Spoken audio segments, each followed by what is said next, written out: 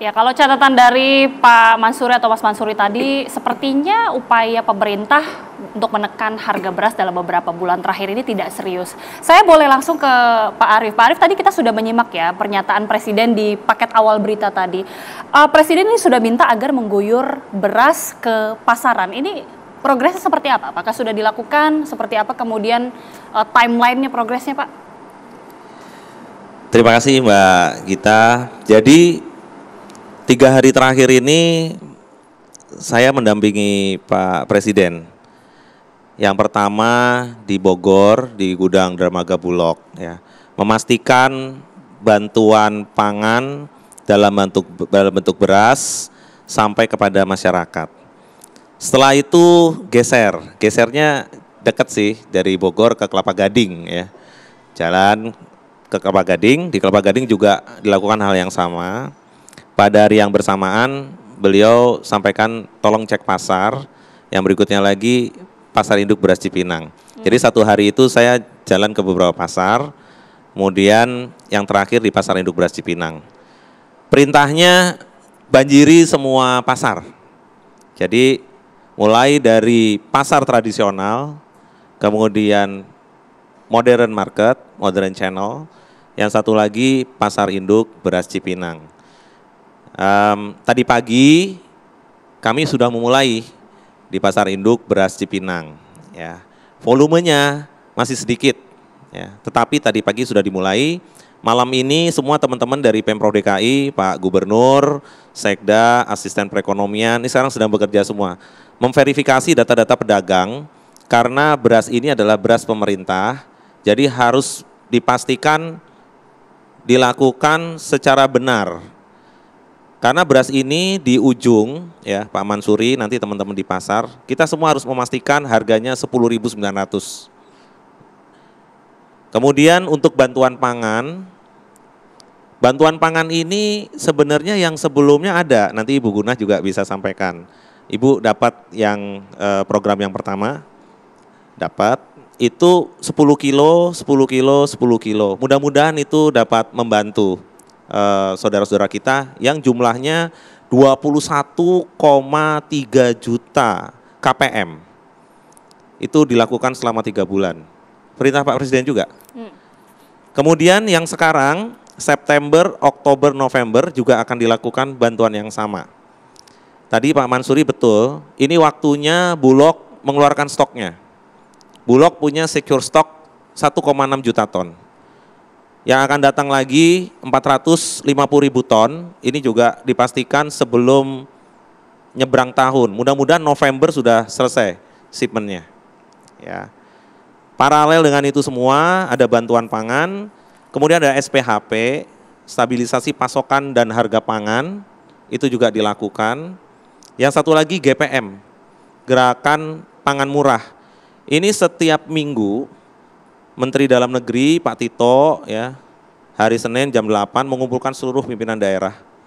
Ya, fungsinya untuk memastikan kita semua, ya, sebagai pemerintah, Pamong, juga di situ ada Badan Pangan, ada Kementerian Perdagangan, BPS, ya, memastikan bahwa inflasi atau harga barang-barang yang ada, produk-produk komoditas strategis itu bisa terkontrol harganya.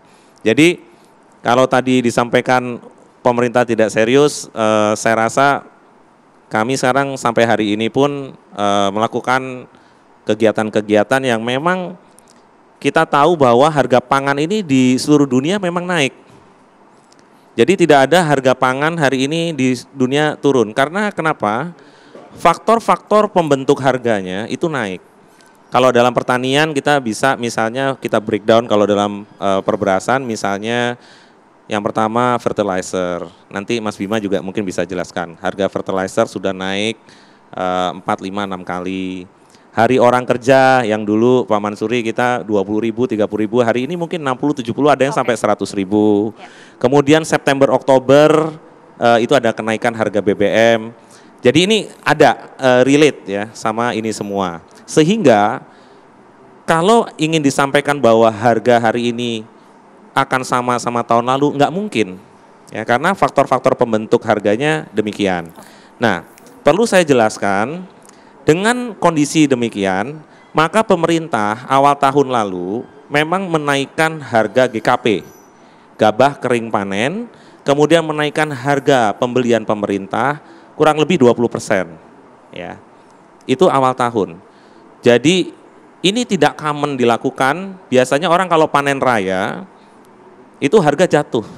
Tapi waktu itu kita malah naikin harga. Ya, kita naikin harga. Mungkin tidak populer, tapi itu Pak Presiden menyetujui ya untuk dinaikkan sehingga petani-petani kita hari ini NTP-nya 104%. Nilai tukar petani khusus untuk tanaman pangan itu 104 ya. Artinya ini lebih baik gitu ya, lebih baik. Kemudian tadi disampaikan kenapa harga beras tinggi? Ya, karena harga GKP-nya, gabah kering panennya memang tinggi. Hari ini 7.000, 7.500, bahkan di beberapa tempat udah dekat 8.000. Ya. Secara mudah kita sampaikan tadi di update bahwa harga beras medium 12.000, 12.500. Bahkan kalau di remote bisa sampai 14.500, 15.000 begitu ya. Nah, ini memang challenge kita semua. Kemudian isu-isu strategis, saya juga kemarin datang ke satu penggilingan padi yang besar ya, besar ukurannya, yang diberitakan bahwa memonopoli begitu ya. Sampai saya cek langsung, jadi selesai dengan kunjungan bersama beberapa menteri dan Pak Presiden, saya pisah, kita langsung cek gitu ya. Nggak pakai janjian, di situ memang gudangnya kosong. Ya. Kalau gudangnya kosong itu artinya nggak dapat GKP, nggak dapat gabah kering panen. Nah, apa yang dilakukan pemerintah hari ini, misalnya mendistribusikan bantuan pangan, kemudian memberikan tadi gerakan pangan murah dan lain-lain, memang ini mengurangi di hilir konsumen. Tetapi ini kita juga punya saudara-saudara penggilingan padi.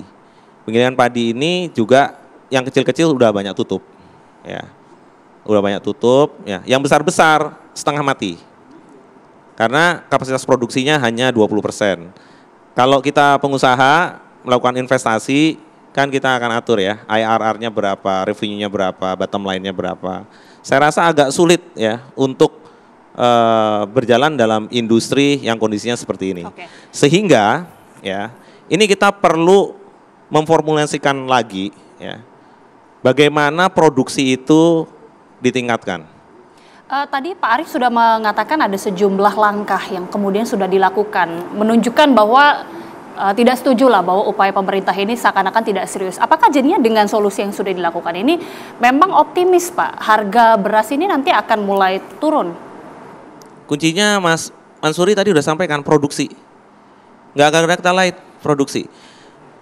Kalau saya berpikir sederhana, mungkin apabila source-nya import, tadi dengan Komisi 4 ya, Ketua Komisi 4 sampaikan, kalau gitu import aja semua. Uang segitu banyak buat apa, begitu bahasanya. Padahal kita ini agak beda ya. Indeks ketahanan pangan di Singapura, di beberapa negara itu tinggi, bagus, lebih bagus dari Indonesia. Tapi dia seperti supermarket ya. Tidak melakukan produksi ya, tetapi melakukan inventory management yang baik. Berapa kebutuhan ya, kemudian diambil dari mana aja. Teman-teman di Modern Channel ini nggak punya tanah pertanian, nggak punya feedlot ya, tetapi kok ada terus produknya. Nah, itu sama seperti negara-negara seperti Singapura.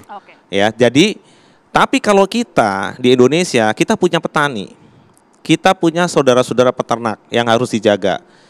Tadi misalnya faktor-faktor produksinya naik, maka kita berkewajiban menjaga petani dan peternak juga, sehingga harganya agak naik. Nah, sekarang yang harus kita bereskan adalah mengenai cadangan pangan pemerintah. Hari ini saya mau cerita bahwa Bulog punya stok 1,6 juta ton. Akan datang 450 ribu ton. Artinya cadangan pemerintahnya ada. Waktunya hari ini untuk mengguyur dan sudah diperintahkan dan kita lakukan. Baik. Saya minta waktu mungkin dalam 1-2 minggu ini sudah mulai ya tadi saya cek udah sekitar 1,1, 1,2% ini bantuan pangan terus dijalankan. Mudah-mudahan dengan kita membanjiri pasar ya, yang tadi dengan gerakan pangan murah, SPHP, pasar induk, kemudian ada bantuan pangan, mudah-mudahan ini bisa memberi menurunkan tension yang ada hari ini. Oke. Kita harapkan demikian. Saya juga nanti ingin tanya Mas Bima ya, apakah memang tadi dijelaskan oleh Pak Arief operasi pasar, kemudian juga bantuan, bahkan juga solusi impor ini bisa mampu untuk menstabilkan harga beras? Sesaat lagi pemirsa, kami kembali.